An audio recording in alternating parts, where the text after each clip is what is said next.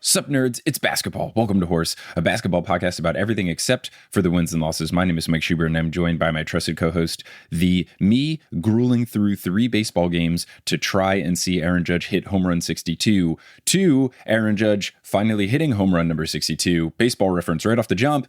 It's Adam Amawala. Adam, how's it going? It's going well. As distraught as I was to have missed seeing number 60 in person, I am glad that you, a Yankees fan, and I should say a good Yankees fan, got to be there in person, that the stars aligned. You just happened to be in Texas when the Yankees were there. I mean, pretty cool stuff. You got to, what's that, 10 hours of baseball, hundreds of dollars of hot dogs? It was quite a bit. It was quite a bit of baseball, quite a bit of driving, quite a bit of expensive, overpriced food, quite a bit of calories, and not a lot of vegetables and fruit. Yeah, how do your insides feel? They're doing okay. You may, if you feel like things sound a little bit different in this episode, one, it's because I'm currently recording from my sister's place, but it is also because I am standing, which you might say is, oh, he's standing because there's not a desk in the guest room he's recording in, so it's the only place he could set up the table. Or it's because I've been sitting for a majority of the past 2 days because I've been at baseball games and/or in cars going to and from them. So it's kind of like a win-win. No, I mean, this will be more of an extended baseball thing, but for anyone unaware, the American League and non-steroid accused player record for home runs in a season was 61. Aaron Judge was tied with 61, went into a 3-game series in New York against the Orioles. And once game 3 completed and he didn't hit the home run, I went to my dad because I was with my parents in Houston, and that was the plan to be there the whole week. And I was like, yo, we got to go. Like, my sister lives in Dallas. It's only a 3 to 4 hour drive away. Why not? So my dad, my brother-in-law, and I all went to the game. My dad and I drove down. He had work stuff Tuesday, so he had to drive back. Aaron Judge did not hit it on Monday night. Yeah. But there was a doubleheader Tuesday, and me being my own boss, I gave myself the day off, which was pretty cool. I'm very thankful. My boss is really chill when it comes to things like this. So I got tickets to the first doubleheader game. And I had to get there. I got there at like 11:30 in the morning. Did you go solo like or who did you go with? I just went solo. Nice. Yeah, I mean, it was just like Tuesday, middle of the day. So I got an Uber at 11 a.m., got to the park at 11:30 a.m., and then went through the whole first game. Judge didn't hit a home run. In like the 7th inning of the first game, I bought a ticket for the second game because I was looking at the prices on SeatGeek and stuff, and there was only one ticket in like the lower area, not in the mega nosebleeds, that was under $50 before fees and taxes and all that stuff. Right. So I was like, all right, let me just scoop this, even though Judge has one more at bat. And I bought that ticket, and then the game finished. I had to just like wait outside the park for a couple hours because they clear everybody out and then reopen the gates like 2 hours later for the next game. So I just sat outside and grabbed some food. And then I went back in and then got to my seat. And then thankfully in his first at bat on like the 3rd pitch of the second game, he hit the record breaking home run. I freaked out. I posted on Instagram my full video of me freaking out, which was very, very fun. We'll post a link to it, but we retweeted it from the Horse account. It's pretty great. Oh, thank you. It was just so emotional in so many different ways, and it was just like such a cool thing about sports. And for me, like, I've never truly been at one of those like I was there games, so this is the first time where I can really claim that. You know, I was able to see some things like Kobe Bryant in his last season, but it was just like a regular game, or like Derek Jeter in his last season, but it wasn't anything impactful or meaningful in terms of the game itself. This was like, I get to say forever, I was at the Aaron Judge 62 home run game, and I spent lots of time and money and effort to make it happen. And it all paid off. It all paid off. Once he hit it, I was just so overcome with emotion. I was like tearing up. I was so happy. It was like indescribable for the feeling of it. And definitely part of it was like, thank God I don't have to come back tomorrow. And honestly, once he hit it, I was like, should I just leave right now? And I was like, nah, I'll stay. I'll stay until they take him out of the game. And then they gave him one more at bat and then took him out afterwards. But it was still like the top of the second inning or the bottom of the second inning. And I was like, ooh, could I leave? Did you leave? I didn't leave right away. Yeah. I ended up staying through like the top of the 6th inning, figured getting out before the 7th inning stretch to beat the rush, because I had to take a lift back to my sister's place. I was like, figured that would be a good crowd rush. And I just kept like sitting in my seat, looking at the trajectory of where the home run ball was just to try to like burn it into my brain what the memory was like. And it was really cool. But then, I was tired. I'd been at the park since like 11:30 in the morning and I think I left at like 8:50 p.m. So it was quite a day, especially after the day prior being me being in a car for 4 hours and then going to a baseball game for 4 hours. Well, I have to say, I'm sure you would have loved to have been there with Joel Schubert to share that moment with him. But I think going to things alone is really underrated. I love it. So underrated. It's so underrated. Super duper duper underrated. Now, from your view, which was a very good one down the third baseline, like, could you see that guy jumping down when he hit the home run? Because for anyone who hasn't seen the clip yet, a guy caught it in the first row, but like 8 people to his right, a guy jumps like, I don't know, 10 or 15 feet, hoping that the ball would land on there, which is incredibly dangerous. I mean, you could die doing that. I don't know what's down there, but it doesn't seem like as big of a drop because it is like pretty low to the ground. It's not like in some of the other ballparks, like in Toronto's ballpark, where it's like a huge 15-foot gap. So what was funny was I couldn't see that because I was in like the left field foul area. And it only had a very partially obstructed view to where if you hit a home run to like very much left field, you couldn't see the fence. So because that's where Aaron Judge hit it, like I actually didn't see the ball go over the fence, which I actually think made it that much better because, you know, anytime he hit a fly ball, you're just hoping like, oh, please be the one, please go out. And he had a couple that were like really close to being home runs over these past couple of games. So the ball feels like it's moving in slow motion and I'm just screaming like, go, go, go, like, come on. And then I couldn't actually see it. So I had to like wait for a beat in just utter suspense. And then you heard the crowd roar. Yeah, erupt, then So it honestly made it like a lot cooler because it was almost like a surprise reveal. But no, I did not see the person diving over until, I was checking my phone in between innings and stuff to try to see like the replay from the standard view. And then I saw a guy jump over. And honestly, people are going to clown that guy. I think it was a genius strategy. Yeah, because if that ball falls and he grabs it. Exactly. Either if the ball doesn't get over the fence and it bounces down, or if someone bobbles it, or if in the fight for the ball it gets lost, then that would be cool. The only sad thing was the guy who caught it is like the vice president of some hedge fund. So no. It was misreported. I want to be very clear. Yes, that people jump to conclusions about this guy. He's like the vice president of his branch of some company where like the average salary is like $100,000. He's not some gazillionaire. Okay, that makes me feel better. Bob Nightingale, who is one of the worst reporters in all of baseball, like jumped out and reported like, hey, this guy doesn't need the money. He's the vice president of whatever. And then people immediately were like, look at his LinkedIn. He's literally not that. Okay, cool. Also, I don't know that Aaron Judge can really control who he hits it to. So it kind of is what it is. I believe one of the guys who almost caught it in Toronto was named like Tommy Lasagna or something that like sounds fake. It was something that sounded like a fake name. Yeah. I definitely heard about that guy. It sounds like who should actually be voicing Mario rather than Chris Pratt. Jeepers creepers. Question for you, and then we will ultimately move on to basketball. Begrudgingly, but we will move on to basketball. If you caught it, a basketball podcast. I know. But if you caught it, would you feel obligated to give it back? Because there's so much discourse about like what is the right thing to do. To me, I'm sorry, but Yankees fan or not, if a ball is worth $2 million, that will change my life. Right. It's not some rookie hitting his first home run and I'm keeping it just to be petty. Like it's like winning the lottery. Yeah. It's hard because I feel like it's different if you catch it in the home park or the away park. If I caught it in Yankee Stadium, I feel like I would have gone more. I definitely would have negotiated, but I would have been negotiating for like the big like things you can't put a price on, like the MLB lifetime pass, right? No, I mean I could infer what it means, but it's this thing that I don't know if you can get it if you're not a player, but like if you played in the league for 8 years or something, you get MLB lifetime pass, which like basically lets you get into any ballpark. I don't know exactly how it works, but it's basically like free ticket to any ballpark for the rest of your life. It's probably like flying standby, like any time that there's a place for you, you can just go to a game. So I feel like I would want some sort of money, but I would want to go more on the priceless things route. So I would want to be like, let me meet Aaron Judge, let me get some signed stuff. You could like stand back to back with him, see who's taller. Right. The other thing that I would have done, like when the guy caught 60, the one that he tied Ruth's record with, that guy was like super chill and just gave it up for just like signed baseballs by Aaron Judge for him and all his friends, a signed baseball bat, and then he got to meet Aaron Judge because he was like, I just want Judge to have it. That's cool.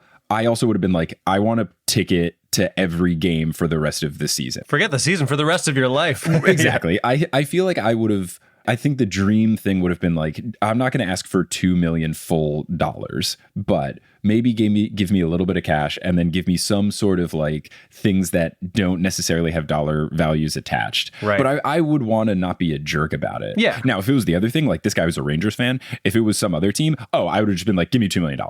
And like, right. Let's get out of here. Give me $2 million. Yeah, like if Bonds hit it to you, you wouldn't be like, oh, I want to do this nice thing for Barry Bonds. Right. But if by me doing a little nicer thing means I get to like hang out with Judge for an extended period of time, more than like 5 minutes after the game, like you can't put a price on that, you know? You have to make him agree to do a podcast. So, you know, something, you know, he has to walk through Central Park with me for 2 hours, you know, something. I assume you'd be sitting on his shoulders in this scenario. Yeah. Oh, of course. You know, what'd be cool. Judge has to come to one of my Central Park softball league games and just watch. Oh, that like, now, can he pinch hit as a ringer? I wonder if can he contractually? Does that count as like? Does he have a non-compete? Now clause? I'm just picturing him on our team, just seeing how far he could hit a softball. It would be ridiculous. He'd hit it into a neighboring state. Wow. Well, all that to say, I'm very glad you were there. I don't know if you know this, but many, many years ago, almost 20 years ago, it was April of 2003. I was at Shea Stadium. The Cubs were playing the Mets. It was the second game of the season. And Sammy Sosa was sitting on 499 home runs. It was freezing. It couldn't have been more than like low 30s. I was sitting in the upper deck. He hits a ball off Mets pitcher Al Leiter. He does his signature Sammy Sosa home run hop. Mm-hmm. Then off the bat, I was like, this is going to be gone by 100 feet. It was so cold and so windy that the wind just kept blowing it back and blowing it back. And Cliff Floyd caught it on the warning track. And I remember just being so crestfallen because I thought I had seen history. Who knows how I would feel about it now, given all of Sammy Sosa's controversies. But I've had a chance to do some pretty cool baseball things. I'll make this brief because we do have to move on to the actual focus of the show. But in the past 2 weeks since we last recorded, I got to go on the field at Wrigley Field. Super cool. Thanks to a friend of mine being a season ticket holder. I just, much in the same way that you happened to be in Texas when this was happening, I happened to be in Chicago the weekend of the season ticket holders, like friends and family weekend. So I got to go on the field. I got to play catch. I got to run the bases.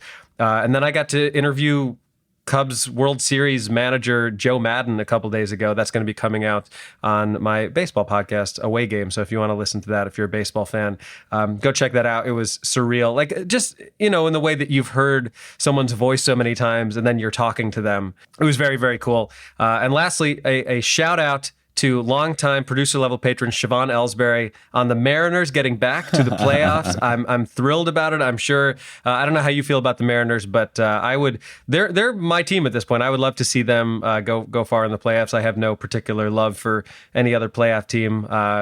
Are you willing, Mike, to commit to cheering for the Mariners as long as they don't play the Yankees? Yes, because I lived in Seattle for 2 years. I know that they have had their struggles. They hadn't made the playoffs since 2001. Now that they have made the playoffs, the Sacramento Kings of the NBA now have the longest playoff drought. Oofa, Doofa. 16 years of any of the big four sports, baseball, basketball, football, and hockey. And I would love to see the Mariners do well. I have a lot of love for them. They have good fans. So yes, as long as they're not playing the Yankees. And if they do play the Yankees, I would hope that the Yankees would defeat them. And then it would just be very full circle because the last time the Mariners did something really cool when they set the single season record for wins in a season, the Yankees also eliminated them from the playoffs. So we can just, keep that thread going. I really enjoy that dynamic when the Mariners do something cool, but then it doesn't affect the Yankees' success. It works for me. All right. Well, shall we get on with it? Let's get on with it. Let's get ready to talk about basketball. Let's wash off all of the baseball from us and put on some new basketball body lotion in the Teal Memorial locker room.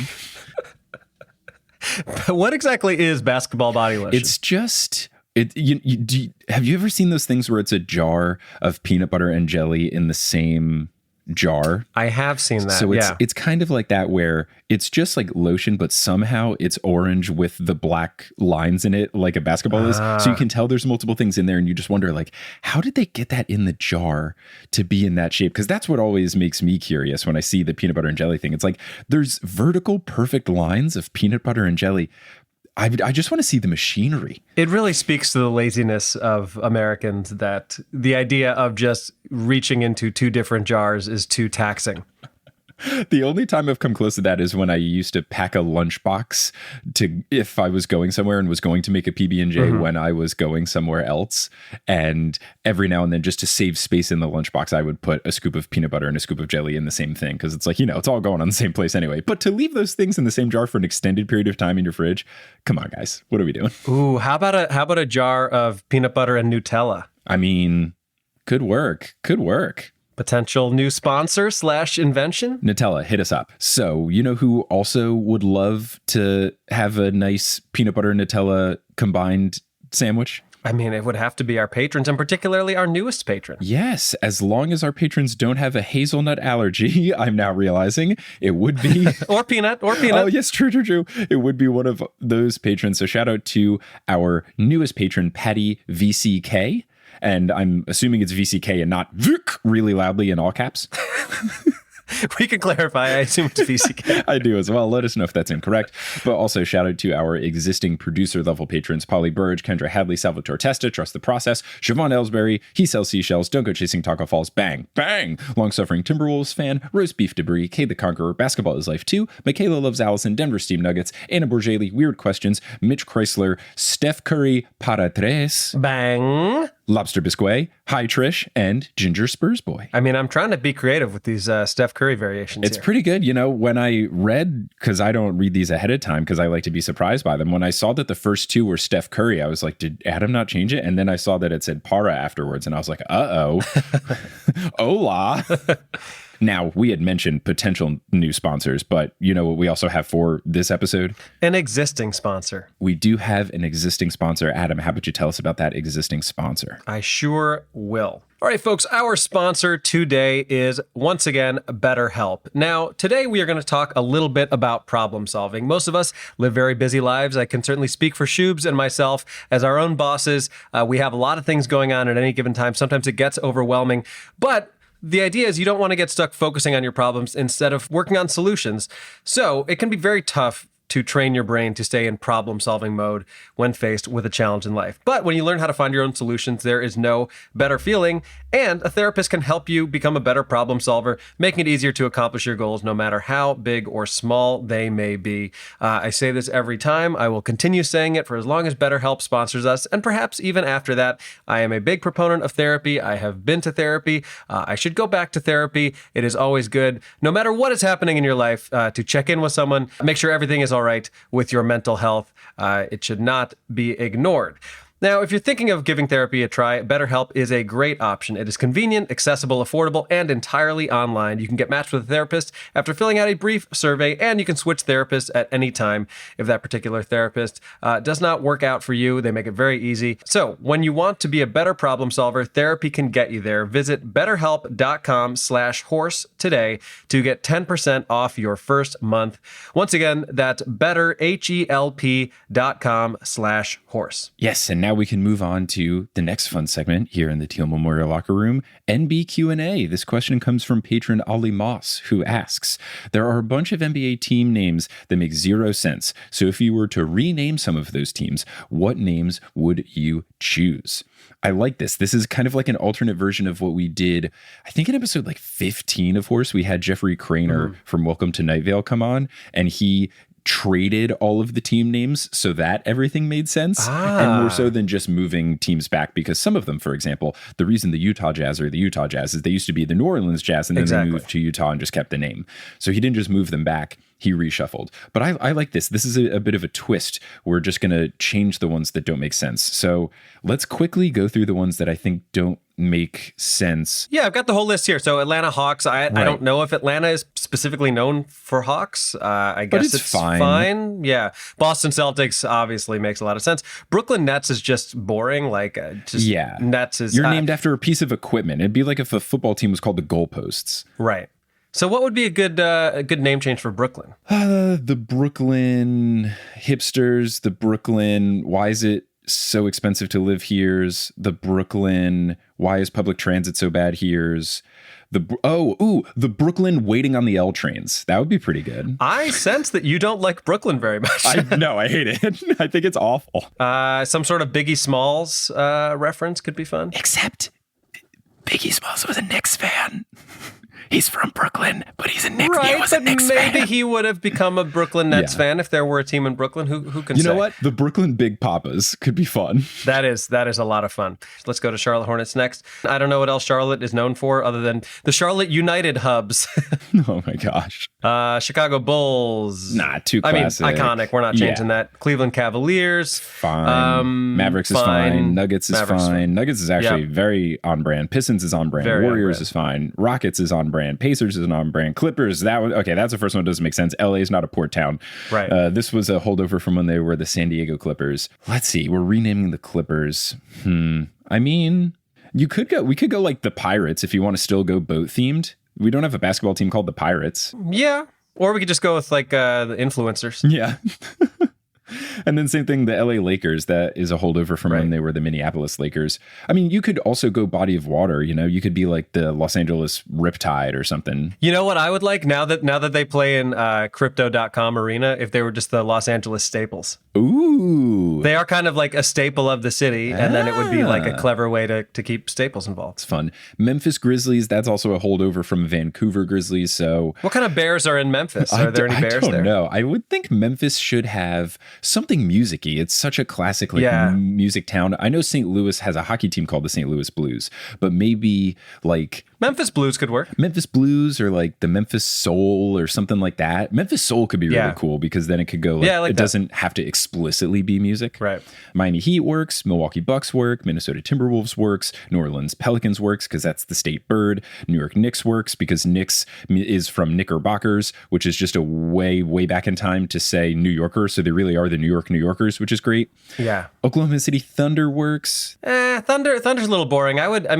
Perhaps they don't want to allude to this because it's not like a pleasant thing, but like Oklahoma does have a lot of tornadoes. I feel like the Oklahoma City Twisters or something could be fun. Yeah. I also know they've reconsidered and they have like their mascot is like a bison. So they could go something of the nature/wildlife variety. Yeah. But they picked Thunder after they stole them from the Sonics. So I'm assuming like Thunder was maybe the closest way they got to inclement weather without doing one that causes destruction.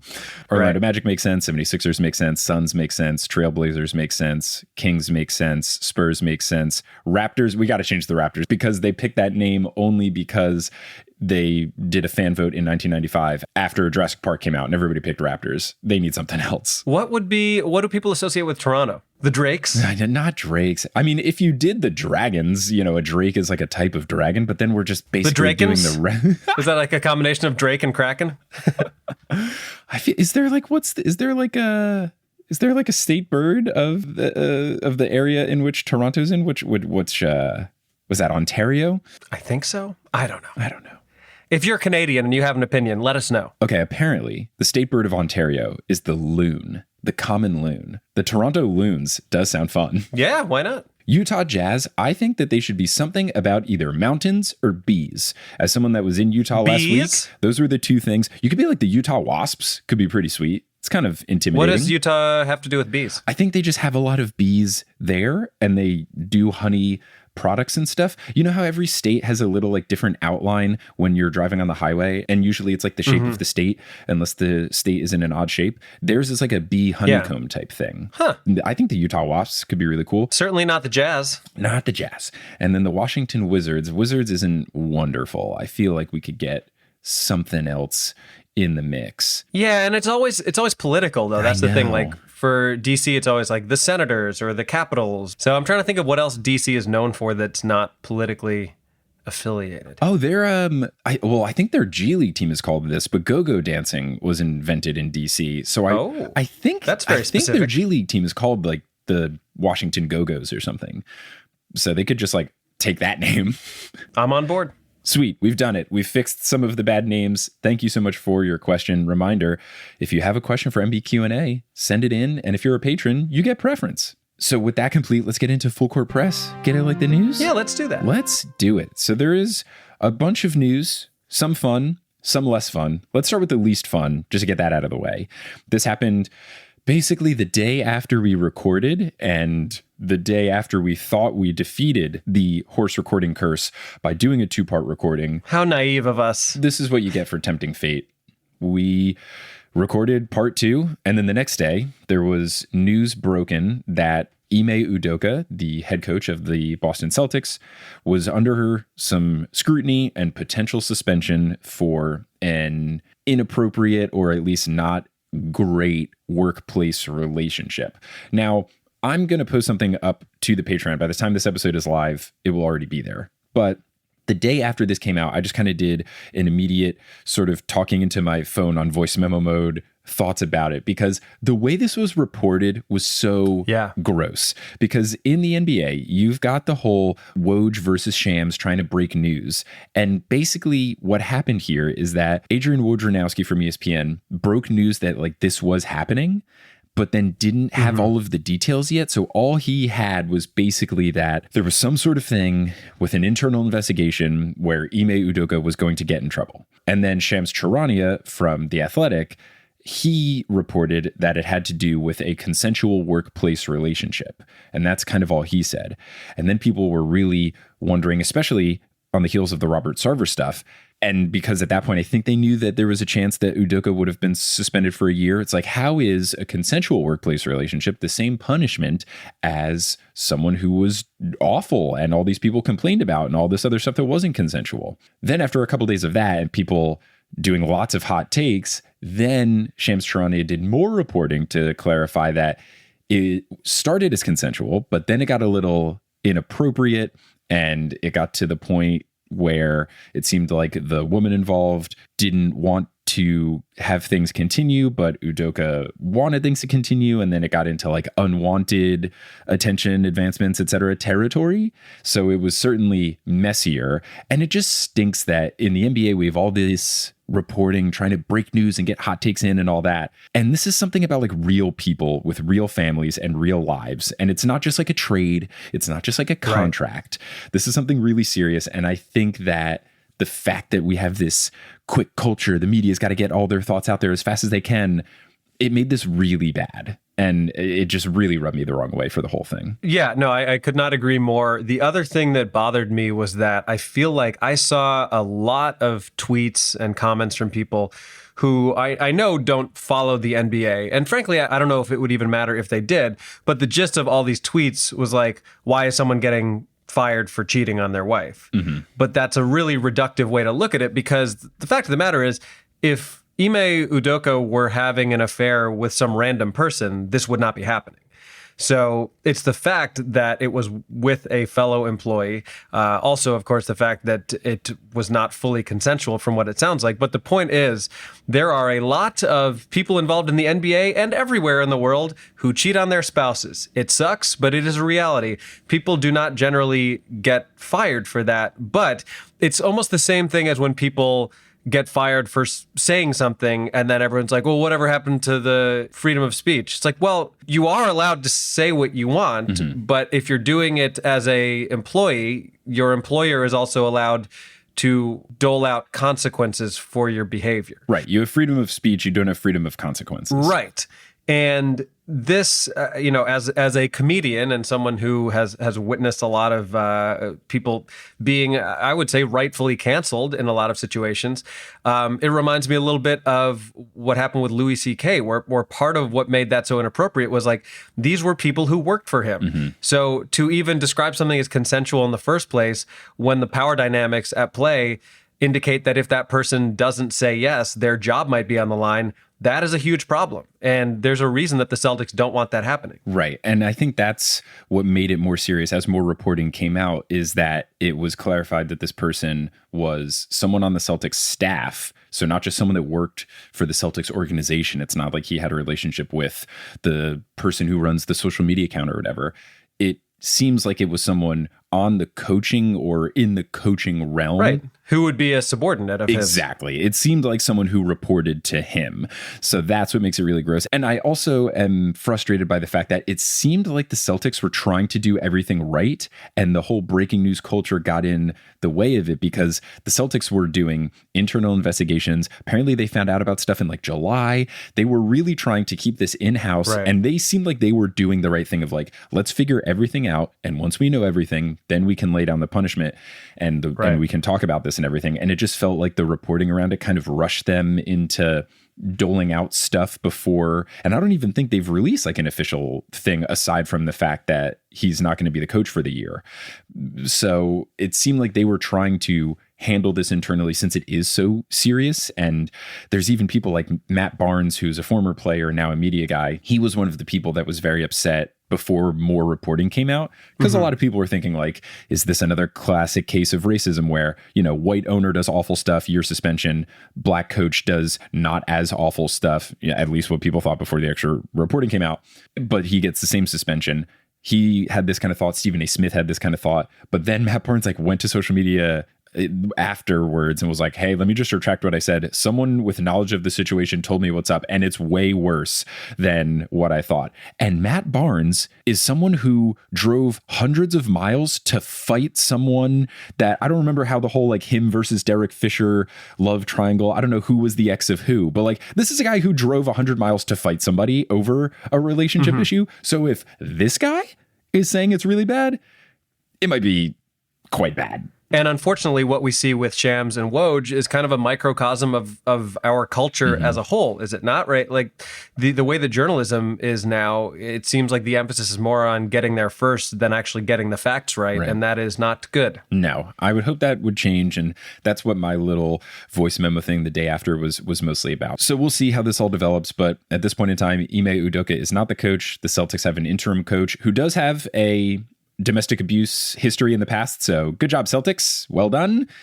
It was from many years ago, but still it's there. So hooray. Yay. All right. Should we move on to less disturbing news? Yes. Let's move on to some fun things. First, in women's basketball news, the FIBA Women's International Tournament took place. It was in Australia, and the United States team won, which is very cool, especially for the folks who were on the Las Vegas Aces that were on the team, like Kelsey Plum and Asia Wilson, to go straight from winning the championship and then flying to Australia and then winning the FIBA World Championship. That's got to be a pretty good month. I would say, chill September. So that was pretty cool. But what was also really cool is that these were in Australia. Australia, the women's team, had never won a medal before, but they ended up winning the bronze medal behind the leadership of longtime WNBA player and Seattle Storm legend Lauren Jackson, who is just kind of the face of Australian women's basketball. She's 41 years old. I don't know if this was going to be her last tournament or if it was just getting towards the end of her career, but her leadership helped the Australian team win. And for them to get their first win on their home court was really cool. And a lot of people were super hyped about it. And she played really well. It was awesome. So that was just like lots of good vibes from the FIBA championships. Totally. In other news, the NBA preseason began last night as of this recording. The Knicks are 1-0. The Bulls are 0-1. I mean, let's just cancel the season. Yeah, let's lock in the bets right now, baby. I'm going to quick run over to whatever betting app. Is betting legal in Texas? I don't know if I can do that, but no, we're going all the way, clearly. Are you ready to be heard again? Yes, always. Well, the Knicks looked pretty good. I don't know if you saw any highlights. Obi Toppin had some nice highlights. The Bulls looked fine. They defensively they weren't great, but their new rookie Dalen Terry looked quite good. So we'll see what happens. But the real news from yesterday was the kind of unofficial debut of Victor Wembanyama, who is clearly going to be the number one pick in this coming year's draft. He is 7'4".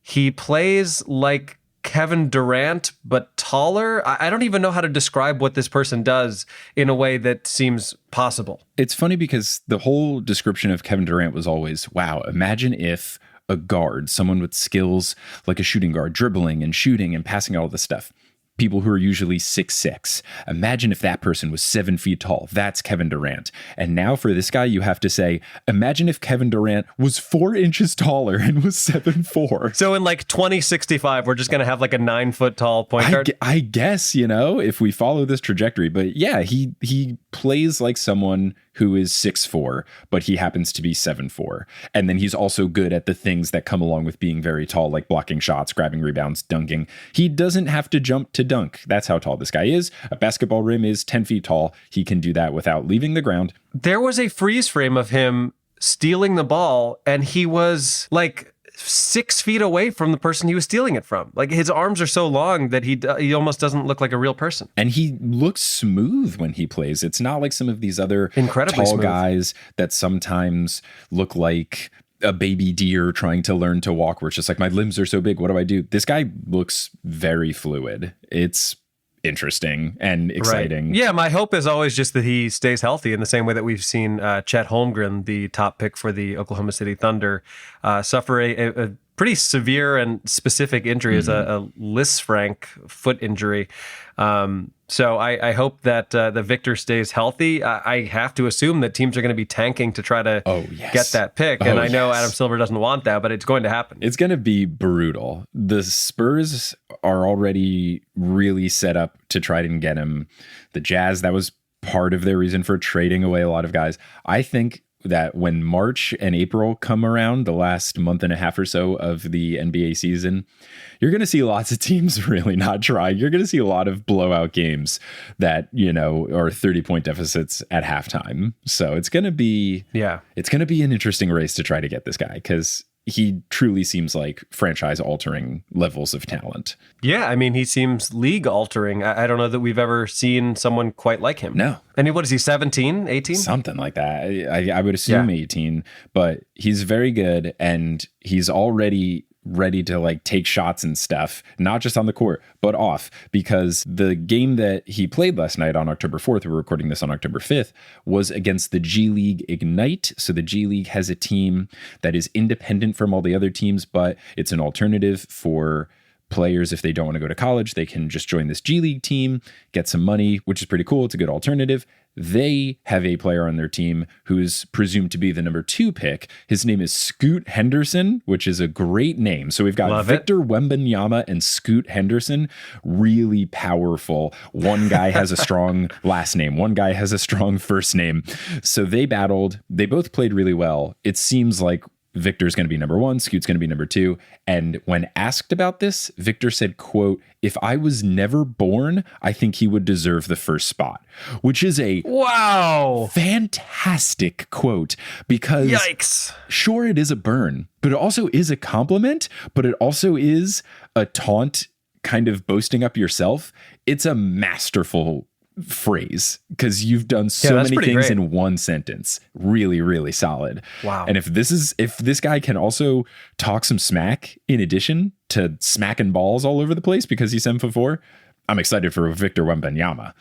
We all should be excited for Victor. We should be indeed. Now, final thing in Full Court Press that was kind of funny is that the Suns played a preseason game in Phoenix, and this happens sometimes in the NBA, and I think the NBA is doing a really cool job about this, where they're trying to get more international stuff going on. The Warriors and the Wizards just played a game in Japan. Suga from BTS was there and got to meet all the players and stuff, and that was really cool. Oh, nice. And the Japanese crowd loved it. They were absolutely dead silent during free throws out of respect, which was really cool, but very eerie, because in the US we're always so loud during free throws. But one of the international efforts that the NBA does in preseason is sometimes you will have international teams play NBA teams. So in this case, you had an Australian team, the Adelaide 36ers, play the Phoenix Suns, and they beat them. They beat the Suns. Yeah, they did. and it wasn't particularly close. And I didn't watch the game, so I don't know how hard the Suns were trying or how many minutes some of their players played. Like, it is just a preseason game, but usually you'll see the NBA teams still defeat some of these lower level international teams. The Adelaide 36ers also apparently didn't do super well in their division last year, but I also read reports that they got a bunch of new players in the offseason, so that's not necessarily representative of who they currently are.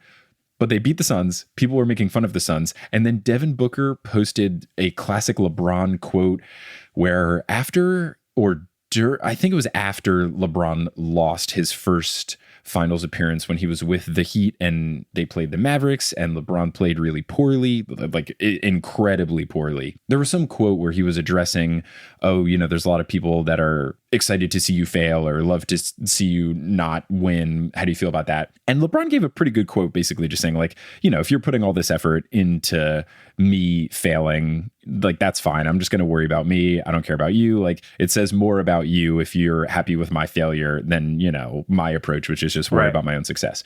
But Devin Booker posted either a photo or a video of that after this. And it's like, dude, I don't think you get to play the, like, haters gonna hate card. You lost to an Australian team in a preseason game. Like, it's kind of funny. It doesn't matter. Like, let people get off their memes and jokes and stuff and just move on. But, like, if for a preseason game to be like, yo, back off, haters, is like, all right, Devin Booker. Listen, things are not looking so good in Suns land. No, it's not really peachy keen. But shout out to Australia. A very, longtime producer level patron, Polly Burge, has got to be really stoked. There's a very Australian centric full court press. So indeed, shout out. And I should be there soon. We're planning my travels. I'm going to be in Australia in late October and then through November into December as I move along to New Zealand as well. Me and Kelly are doing a trip. Might do some shows. Going to be some fun stuff. I'm going to eat hella Vegemite. Wow. Looking forward to it. It's going to be interesting recording times for you and me. We're going to make it work. Kelly might have to keep American hours anyway. So we might be doing stuff where we, like, go to bed at 6 p.m. and wake up at 1 a.m. anyway. Oh, God. So we'll figure it out. But yeah, that'll be interesting. Mm-hmm. Yeah. All my audio files will be upside down. It'll be great. And that completes Full Court Press. Get it like the news. And now we can move on to your 3-on-3. Let's do it. 1, 2, 3. 3, 2, 1. 3 on 3. So for today's 3-on-3, I proudly present the 3 best and 3 worst now defunct NBA/WNBA teams. Ooh. This included teams that either no longer exist or no longer have the same name. In order to make my judgment, I factored in the name itself, the logo, and the uniforms. My list has nothing to do with how good or bad the team actually was, because this is horse after all. So let's start with the worst and end with the best, shall we? Let's do it. All right. Now, Mike, I certainly don't want to offend your other podcast, but at number 3 on my worst list, I do have the Indianapolis Olympians, who were founded as an NBA team in 1949 and folded in 1953. They actually played in the Butler Fieldhouse, now known as the Hinkle Fieldhouse, on the campus of Butler University, former home to Brad Stevens and Gordon Hayward, among others. Their team colors were, you guessed it, red, white, and blue, and their logo was upsettingly boring. It's just the name Olympian spelled out in blue font. That's the whole thing. Now, I should clarify that after some Google image searching, I did find a few variations, but even the more creative one was just Olympians in cursive over a basketball, and another one that said Olympians over a crest with the 5 Olympic rings. The jerseys were somehow even more boring, like no noticeable accent colors or unique design, just Olympians and their numbers. In their 4 seasons in the NBA, the Olympians were a subpar 132 and 137, but they do hold the distinction of having been the victor of the longest game in NBA history, which I believe we've talked about before.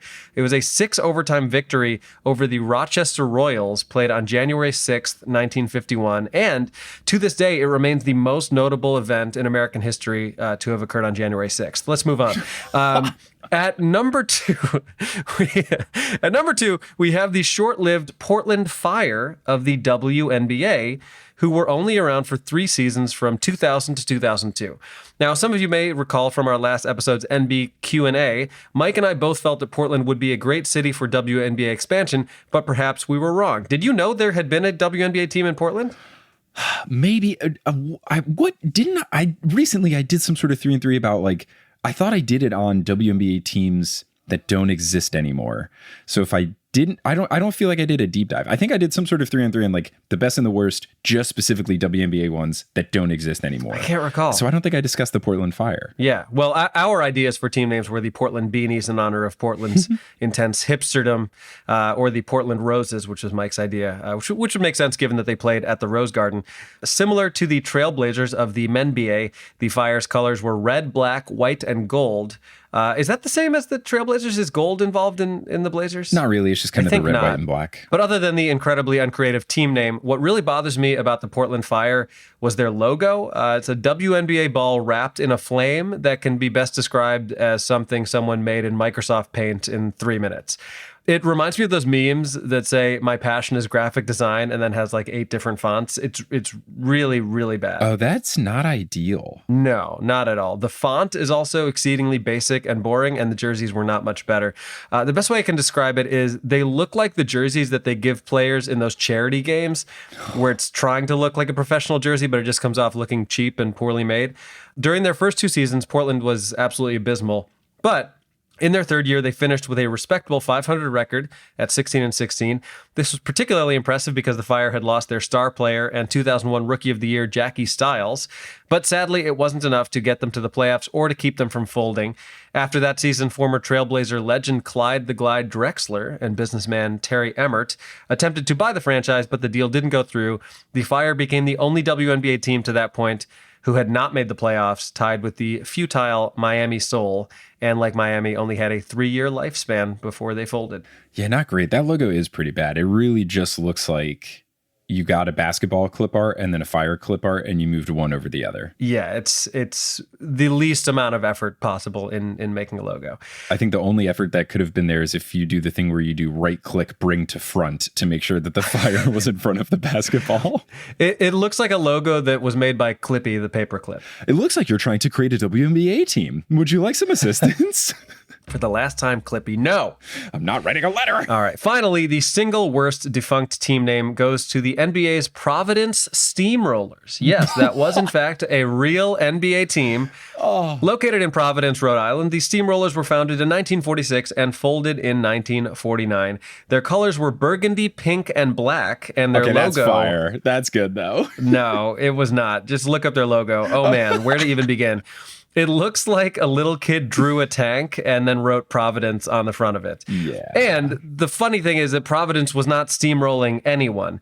Despite being one of the NBA's original 11 franchises, they finished with an all-time record of 46 and 122. Oofa. Good for a Doofa. 274 winning percentage. For context, in modern terms, if they had been playing a regular 82-game NBA season, their average record would have been 22 and 60. Yeah, it's not great. I have quickly Google image searched Providence Steamrollers. Are you seeing this alternate logo where there's like a dog, but it has the eyes of a human? No. Do you like it or is it upsetting? It's upsetting, but I think you have to see it, and I will send it to you very quickly. Oh, God. Yeah, right? What is that? I don't know. What the hell is that? It's showing up in multiple places. But it says 1922. That's what's confusing. I'm wondering if that's some other thing because it says 1922 above the weird like human dog face. Maybe that's a separate thing that inspired the team name. I don't know. Either way, I really don't like it. I'll tell you that. Here's what's interesting. This apparently was the logo of the Providence Steamrollers NFL football team. Oh. They were independent from 1916 to 1924 and then in the NFL from 1925 to 1933. You know what it looks like? It's the way you described it, it's like a dog human thing. It almost looks like the way that the Cowardly Lion is like a lion but also a man. Yeah, that's a good It's a little description. bit like that, but it's a really weird choice. Powerful. I am angry that the NBA, they were doing the 75-year anniversary of the NBA. They did this whole thing the whole year, and they never talked about the Providence Steamrollers? Well, I'll tell you why. The Steamrollers deserve to be erased. During the 1947-1948 season, the Steamrollers won 6 games. They were 6 and 42. Things got so bad towards the end of the season, their 45-year-old coach, Nat Hickey, put on a uniform and played in 2 games. He remained the oldest player to have played in an NBA game. His final one was 2 days before his 46th birthday. And he will, I assume, keep that record until LeBron passes him. Yep. Anyway, they sucked so much so that the name just sounds ironic. and their jerseys were as boring as their crappy logo. I rest my case. Well found. That's incredible. All right, let's go on to the best. At number 3, I begrudgingly start with a team from St. Louis, the former St. Louis Bombers of the NBA. Now, the Bombers were around from 1946 to 1950, and much like the damned St. Louis Cardinals, their colors were red and white. Now, while I am not typically a fan of St. Louis or of Bombers, unless you're talking about bomber jackets, of which I am a huge proponent, I have to give it up for the logo. The logo features St. Louis written in kind of an old-timey font that can be best really described as, I would describe it as font used in the credits of the Muppet Christmas Carol. Oh my God, you've nailed it. By God, you've done it. And of course, we'll post photos and links to all of this. And then the word bombers is written in all caps with the O replaced by a bomb, but it gets even better because that bomb doubles as a basketball that is falling into a net beneath it with a hand there to guide it in. Right. It does. I'm assuming they were going for a dunk, but it kind of looks like the hand is booping the ball into the basket, and it's very cute. It is. It's extremely cute. There's a lot going on, and I absolutely love all of it. Much like many of the other teams I have already spoken about, the Bombers were one of 6 teams that were contracted after the 1949-1950 season, which shrunk the number of NBA teams from 17 to 6. Also, kind of a tangent, but how did scheduling work with 17 teams? Like, what a weird number that really speaks to how inept the NBA was at its outset. Like, it reminds me of one time I went to Pizza Hut in college, humble brag, and they had this rectangular pizza at the time called the Pan-Normous, and I asked how many slices were in it, and the waitress said, I don't know, I think 13, and I was like, how? Just a nice prime number, baby. Where's the 13th slice? Is there one long slice at the end and then we cut it into a rectangle? I don't understand how it works. Lastly, one thing that I did like about the Bombers uniforms is the fact that their shorts were a different color than their jerseys. So in an era where jerseys were extremely basic and boring, even a different colored top and bottom, I feel, goes a long way. Right. And they also have on their shorts like a cool like chevron cut where it like kind of cuts out a little V into the side of their leg. And I think it's white. Kind of like women's running shorts look now. Right. Except there's like a little bit of material in addition to the cutout. It's a good look. It's a great look. All right, let's move on to number 2. At number 2, we have the Cleveland Rockers of the WNBA. Yes. We've talked about them before. They played in the Gund Arena from 1997 to 2003. With their numerous team colors of black, blue, silver, orange, and white, the Rockers made it to the playoffs during 4 of their 7 seasons. They were not a bad team at all. More importantly, their logo friggin' rocked, literally, inspired by Cleveland's storied rock and roll history, most notably as the location of the Rock and Roll Hall of Fame. The Rockers logo was in the shape of a guitar pick, with Cleveland written on top in diner-style lettering, and then a downward-facing guitar that formed a letter R to start the word Rockers. Beneath that is the iconic orange and white WNBA ball with some tails coming out of it for speed. It's an absolutely terrific logo, and the jerseys did not disappoint either. There were a lot of colors going on at once, but, and bear in mind, I'm doing my best as a colorblind person, and I don't think Shubes is going to be a lot of help here. The home jerseys, I believe, were white with blue bubble lettering outlined in black, with a wide black accent running down the sides of the jerseys and their shorts. Their alternate jerseys were black with blue accent colors on the shoulders and silver down the sides. Really great looking uniforms. Yeah, solid stuff. No, I agree with your pick. Now, sadly, after the 2003 season, despite getting to the conference semifinals after a 17-17 season, Gordon Gund, who also owned the Cavaliers at the time, announced that his company would no longer operate the Rockers, and they were unable to find a buyer to keep the franchise going. They remain the only WNBA franchise to have folded after making it to the playoffs in their final season, which is a real shame, honestly. Yeah. Definitely. But finally, at number 1, Joakim Noah would be appalled at the amount of love I am giving to Cleveland, but my top choice is the former Cleveland Rebels. Although the team only existed for a single season during the 1946-1947 campaign and finished at exactly 30 wins and 30 losses, the Cleveland Rebels can hold their heads high, knowing that they won my completely subjective, meaningless 3-on-3. With their primary colors of orange, white, and blue, the Rebels logo is absolutely fantastic, featuring Cleveland Rebels written in awesome retro cursive and a looping line from the end of Cleveland turning into a double underline of the word Rebels. To the right of the logo is the Rebel himself, looking awfully rebellious as he dribbles a basketball with his left hand while wearing an old-timey military outfit, including a funky hat. that matches perfectly with his comically oversized mustache. Does he have only 4 fingers on his right hand? Sure, but is that stopping him? Absolutely not. He's a real Gerald Green that way. The jerseys were dope too, featuring orange and blue shorts with a white jersey and white and orange shorts with an orange jersey. Much like the St. Louis Bombers, the mismatched tops and bottoms were really working for me. And there you have it, the 3 best and 3 worst defunct team names. Be sure to join the Patreon at patreon.com/horsehoops to get access to my expanded 5-on-5 that, spoiler alerts, includes a now defunct Chicago team. Well, there you go. Yeah, his mustache is wider than his wide brim hat. So if that just helps put into perspective how big this guy's mustache is. It's a very big mustache. It's very cool. And I'm realizing this Cleveland font they used, the Cavaliers have used in retro jersey designs. So that is really cool. It's the same kind of font. Because I feel like that font is on something else in Cleveland, like maybe on a sign or a neon sign or a billboard of sorts.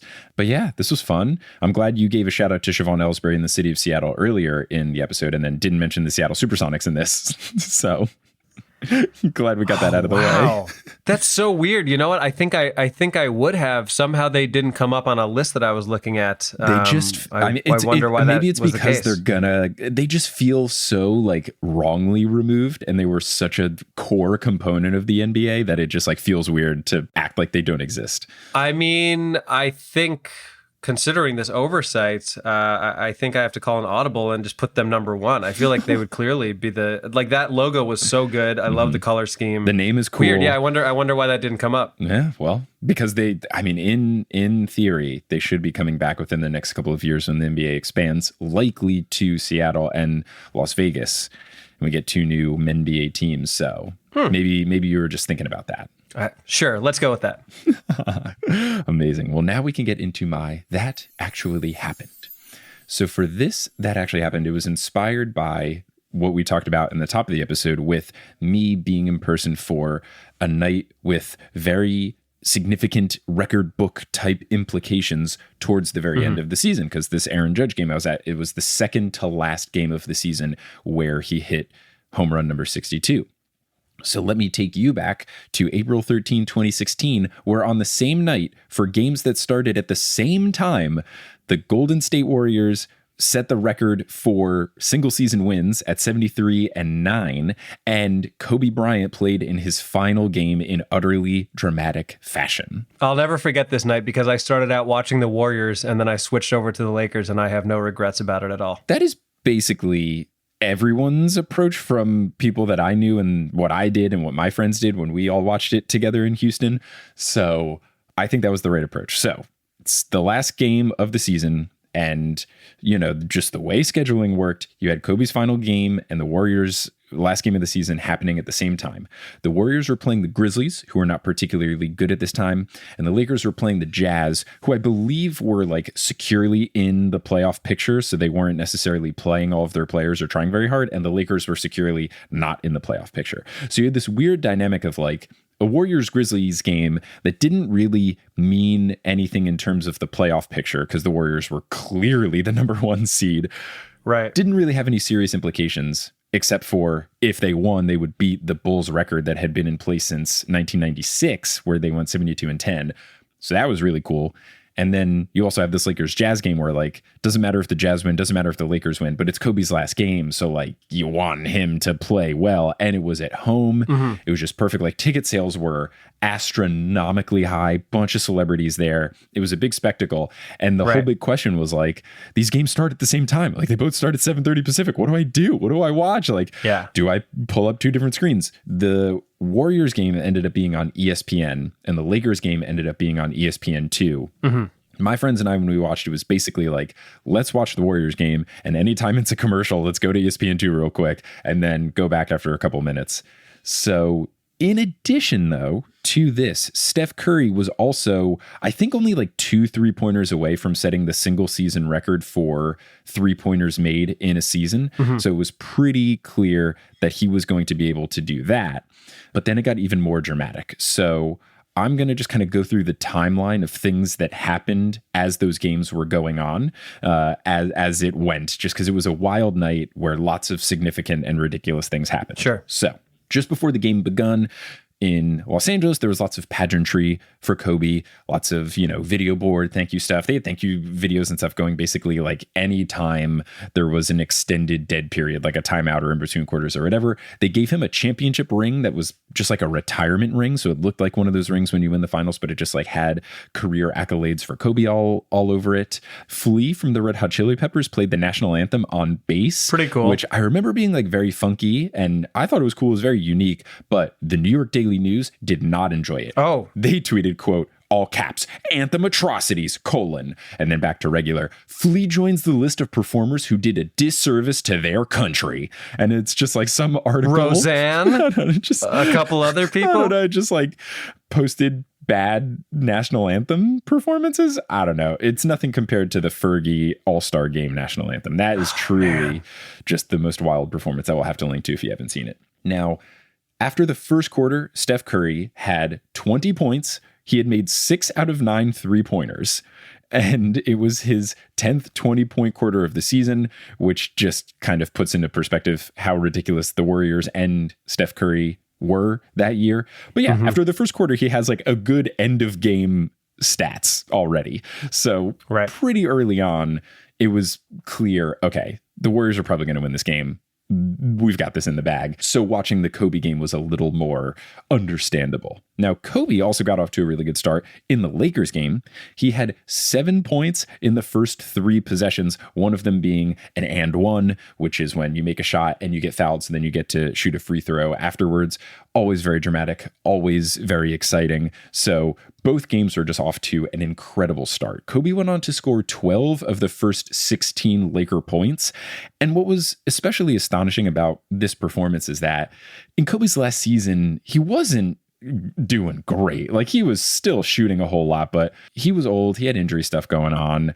He would have some performances that weren't super stellar, but it's just too picturesque for him not to ball out of his mind in the last game. And that is certainly what happened here. Now, after this, later in the game, Steph Curry hit a 3-pointer that gave him 400 3-pointers made on the year, which of course set the record, but also just a cool benchmark number to hit.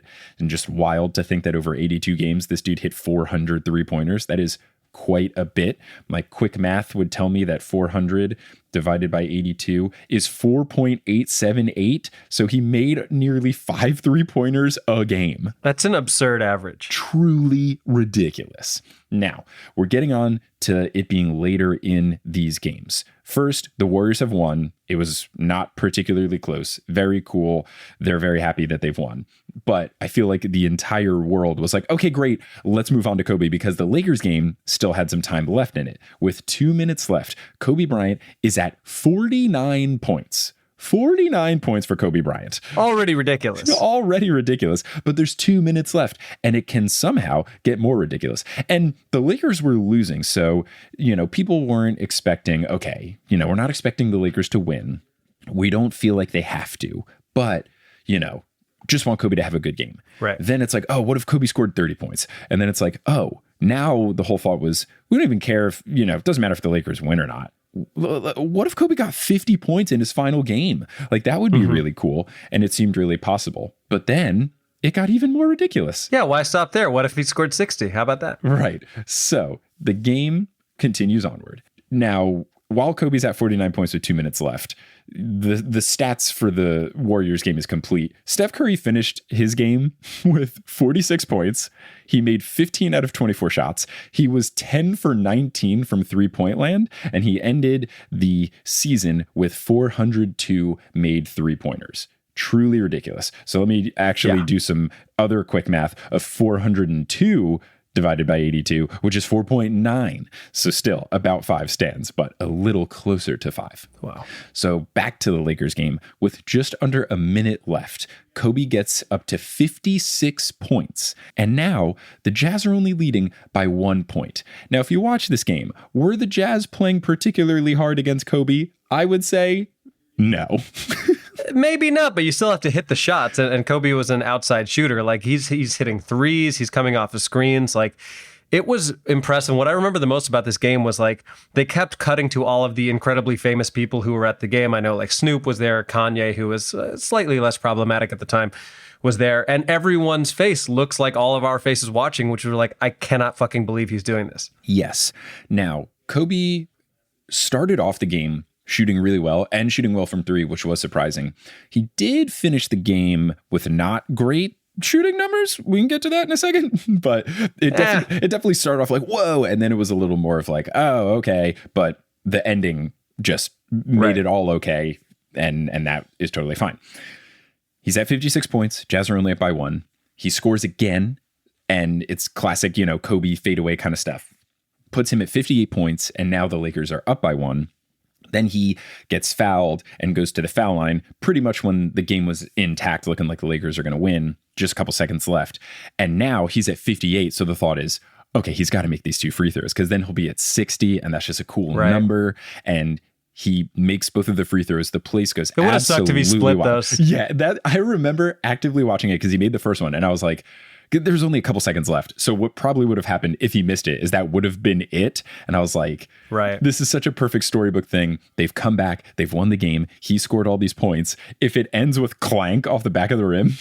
I don't know if you've ever played Rock Band, but it's like when you play really well and you do the big rock ending at the end and then you miss the final note so you don't get any of the bonus points. It would have been like that, where it's like, oh, we still did well on the song, but we didn't get the cute little bonus thing. So now we like feel awkward about the situation. He hits both free throws, place is erupting. It's very cool. And then he gives his farewell speech, which was horrible. It was so bad. Mamba out. Mamba out. Like, he says the thing, like, I don't remember what he said early on. Maybe the earlier part was fine. But he ended it with, what can I say? Mamba out. Which is like, okay, Kobe, you've utilized the nickname that you gave yourself, the Black Mamba, which is always the wackest thing you can do. You're not allowed to nickname yourself. Shout out to my baseball coach when I was in 6th grade who gave me shoobs so that I didn't have to don it on myself. You've used this nickname you've given yourself. You've clearly pre-rehearsed this in the shower. Like, there's no way that you haven't thought about, what am I going to say when they give me the microphone? And he ends it with Mamba out. I thought it was awful. Other people thought it was cool. I thought it was way too forced. It just didn't come off as genuine. Like, clearly you had rehearsed this to try to make future merchandise. Like, I think when you drop 60 in your last game, you can say whatever the hell you want. That's very true. That's very, I've never dropped 60 in my last game, so maybe I can say I've never something. dropped 60 in any game. Nope, not at all, unless maybe in a video game. I've left 60 points out there in all the shots I've missed, but I've never dropped 60. So he says, we're going to say Mamba out, which take it as you will. And then the only other thing that I had from one of the articles I was reading that was recapping it is that the Bulls did tweet congratulations to the Warriors, even though the Warriors beat their record, which I thought was very classy from the Bulls organization. Mm-hmm. It was just a wild night. I remember watching the last 2 minutes and just like not believing it. It just felt like Kobe was superhuman. And, he started off really strong. He ended really strong. In between, not so great. And when you look at the final numbers, it's classic like Kobe kind of stuff, where he shot 50 shots.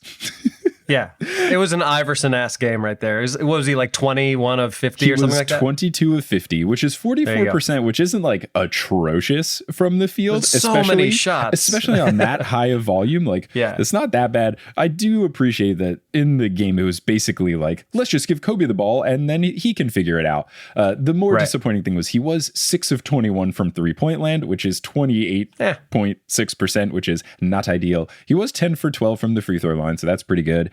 Had some rebounds, had some assists, which was very shocking that he had 4 assists. Had a steal and a block. It would have been so much funnier if he had 0 assists. Or just like 1. Yeah.